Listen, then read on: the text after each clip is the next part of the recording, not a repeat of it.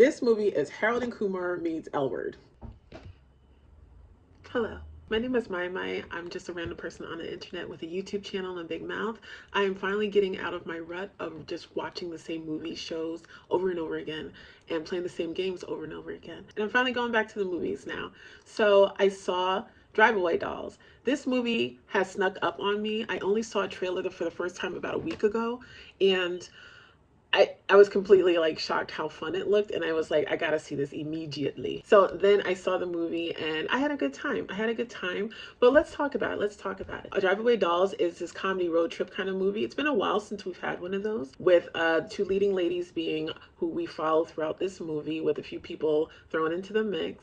Now, this movie was directed by Ethan Coen, and it was written by Ethan Coen and Trisha Cook, and it stars, it stars Margaret Qualley as Jamie, Geraldine Viswathan as Marion, and Beanie Fieldstein as, I think they call her Suki or Suski. I think her name is Susan, but it was like her nickname is Suki or something. And Matt Damon has a cameo, Pedro Pascal has a cameo, Bill Camp is in it, Colum Domingo's in it. Okay, so the movie opens up, right?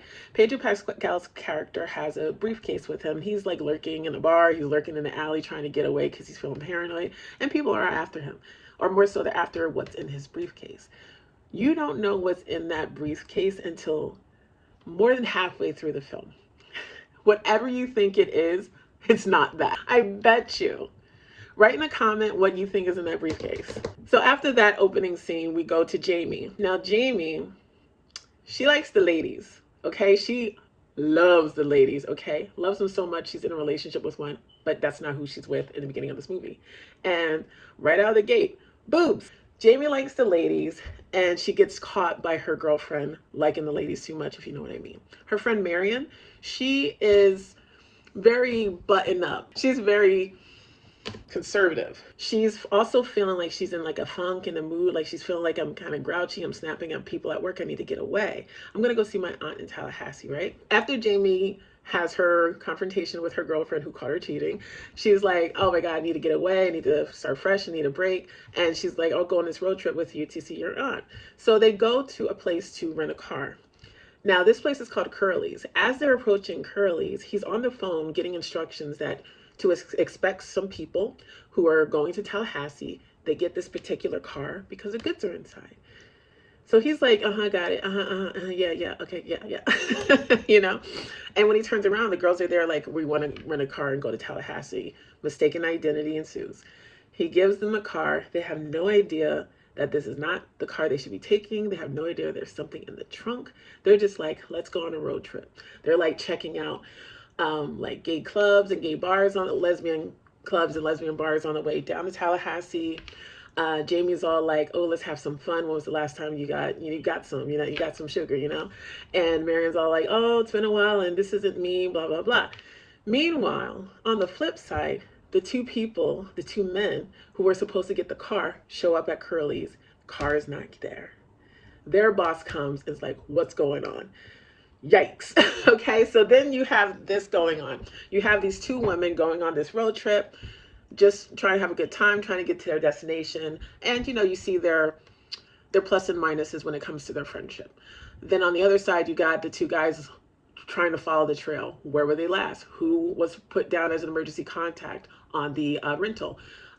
Okay, they were last seen here. Oh, we got directions to go here to find them, so on and so on. And then you got this other guy who's on the phone with someone you don't know yet, giving them directions. You got to handle this. I need that briefcase. You said this would be done. Bam, bam, boom, boom, right? So all these things are going on throughout this movie. And toward the end, you get closure.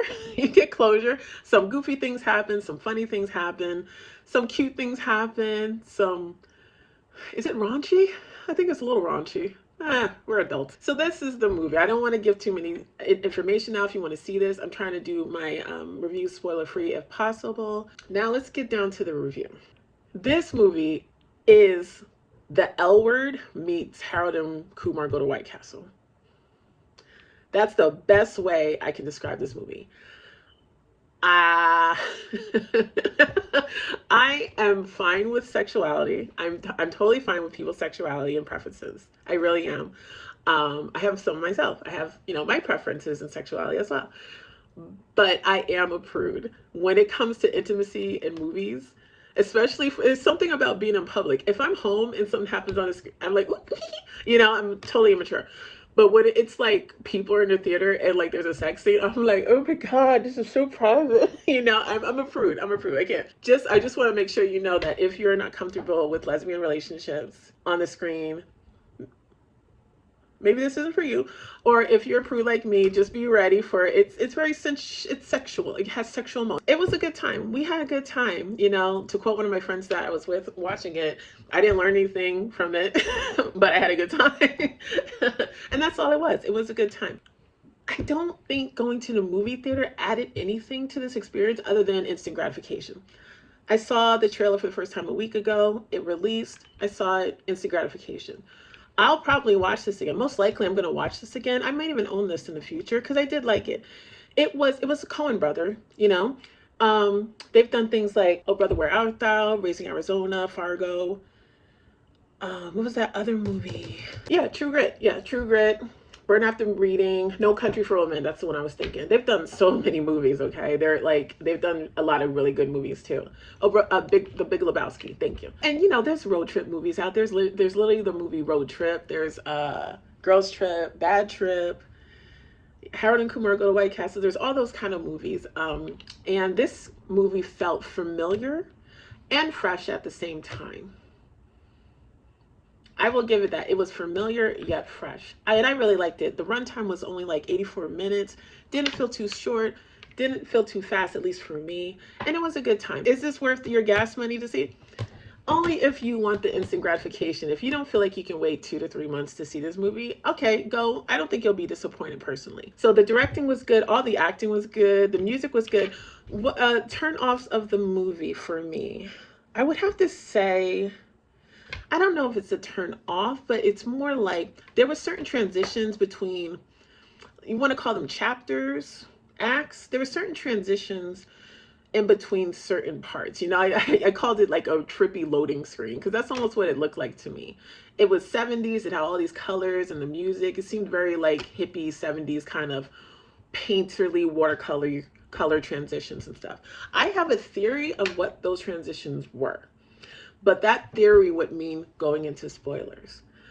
So, without giving away a spoiler about what's inside the briefcase, I will say that one of my theories about the trippy 70s transitions is that each transition represents an item in the briefcase. Let's just say there's 4 items in that briefcase. Each transition represents one of them. And that's all I'm going to say. No, that's it. No more spoilers. So yeah, that's my review of this movie. The movie received mixed reviews. I get it. This isn't going to be for everybody, okay? Not everyone wants to see a lesbian road trip. I get it. Is it right?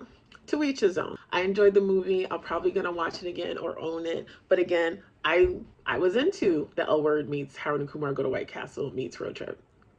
Goofy, silly, funny, cute. All right, thank you for stopping by. If you guys see this movie, let me know what you thought about it. And farewell.